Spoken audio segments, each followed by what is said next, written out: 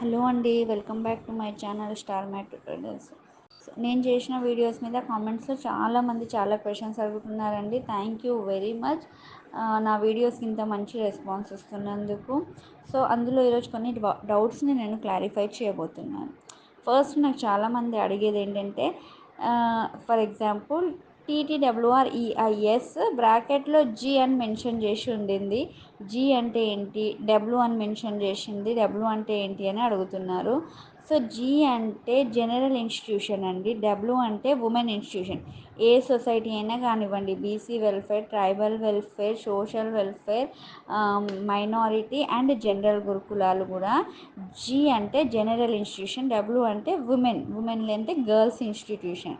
So girls ఇన్స్టిట్యూషన్లో students కూడా అందరు గర్ల్సే ఉంటారు, ఫ్యాకల్టీ కూడా అందరు గర్ల్సే ఉంటారు. It is purely girls institution లేదా ఉమెన్ ఇన్స్టిట్యూషన్. జీ అని వచ్చిందంటే ఏంటంటే అండి, అది జనరల్ ఇన్స్టిట్యూషన్. అక్కడ స్టూడెంట్స్ బాయ్స్ ఉంటారు. సో ఫ్యాకల్టీ మాత్రం ఇద్దరు ఉంటారు, ఉమెన్ అండ్ మెన్ ఫ్యాకల్టీ ఉంటారు. సో ఇదండి ఫస్ట్ థింగ్ నేను క్లారిఫై చేయాలనుకుంటే. జీ అంటే జనరల్, అక్కడ స్టూడెంట్స్ బాయ్స్ ఉంటారు, వర్కింగ్ ఫ్యాకల్టీ మాత్రం బోత్ ఉంటారు. ఇంకొకటి కొంతమంది అడిగింది ఏంటి అంటే, మనము గర్ల్స్ ఇన్స్టిట్యూషన్ జనరల్ ఇన్స్టిట్యూషన్ వస్తే ఉమెన్ ఇన్స్టిట్యూషన్కి ట్రాన్స్ఫర్ చేసుకోవచ్చా అంటే ఆన్సర్ ఈజ్ నో అండి. జనరల్లో అలాట్ అయిన వాళ్ళు జనరల్లోనే ఉంటారు. గర్ల్స్ ఇన్స్టిట్యూషన్ అంటే ఉమెన్ ఇన్స్టిట్యూషన్ అలాట్ అయిన వాళ్ళు ఉమెన్ ఇన్స్టిట్యూషన్లోనే ఉంటారు. మన సర్వీస్ మొత్తంలో కూడా మనకు జనరల్ ఇన్స్టిట్యూషన్ అలాట్ అయితే మనం జనరల్ ఇన్స్టిట్యూషన్లోనే తిరుగుతాము. ఇంకా జనరల్ ఇన్స్టిట్యూషన్ అంటే బాయ్స్ ఇన్స్టిట్యూషన్ అనుకోవాల్సిందేనండి. సర్వీస్ మొత్తంలో కూడా ట్రాన్స్ఫర్స్ కానివ్వండి, ప్రమోషన్స్ కానివ్వండి, మొత్తం అదే మన సర్వీస్ మొత్తం అయిపోయిందాక అదే ఇన్స్టిట్యూషన్లో తిరుగుతాము. సేమ్ ప్రాసెస్ అండి, గర్ల్స్ ఇన్స్టిట్యూషన్లో అలాట్ అయిన వాళ్ళు కూడా మన సర్వీస్ మొత్తం అయిపోయిందాక గర్ల్స్ ఇన్స్టిట్యూషన్లోనే తిరుగుతాము.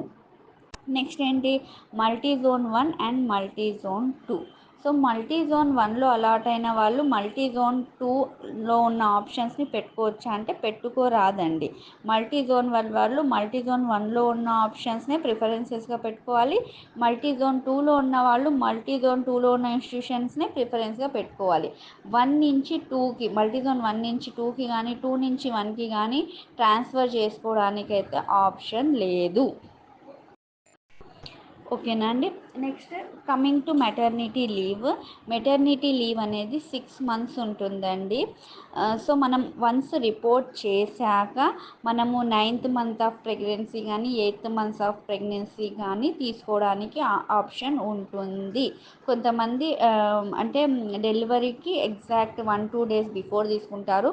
కొంతమంది వాళ్ళ హెల్త్ ఇష్యూస్ని బట్టి 8th monthలో కూడా తీసుకుంటారు.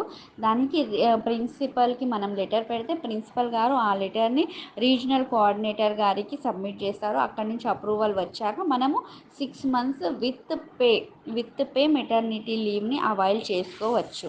సో ఆఫ్టర్ డెలివరీ జాయిన్ అయ్యాక కూడా మనము 6 months ఆఫ్టర్ జాయిన్ అయ్యాక కూడా 1 year వరకు ఫీడింగ్ మదర్కి స్టేస్ అనేవి ఉండవు. నైట్ డ్యూటీస్ మాత్రం యాజ్ ఇట్ ఈస్గా ఉంటవి.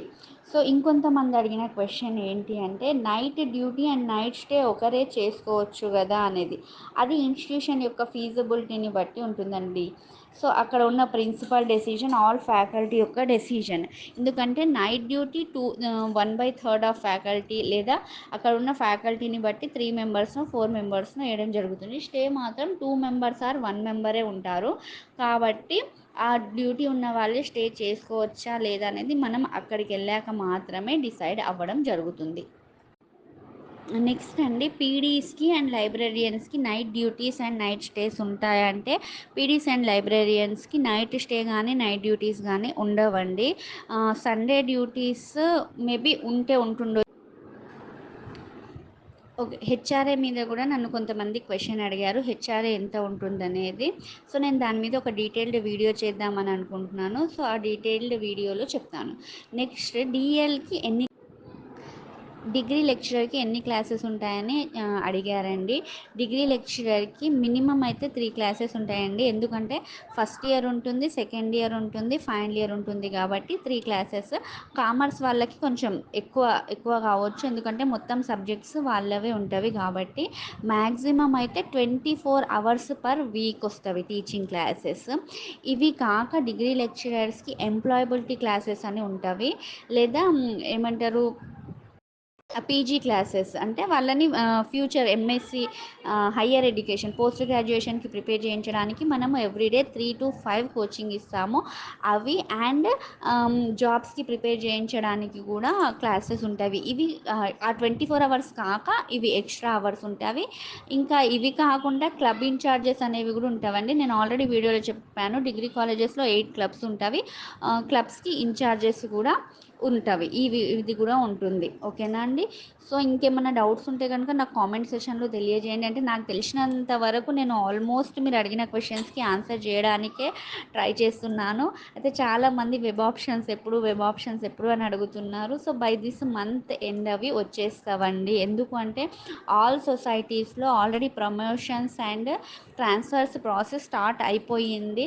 వాళ్ళ దగ్గర నుంచి డేటా కలెక్ట్ చేస్తున్నారు. వాళ్ళ దగ్గర నుంచి వెబ్ ఆప్షన్స్ తీసుకుంటున్నారు. ఫస్ట్ ప్రయారిటీ అనేది సీనియర్స్‌కే ఇవ్వాలి గూడా.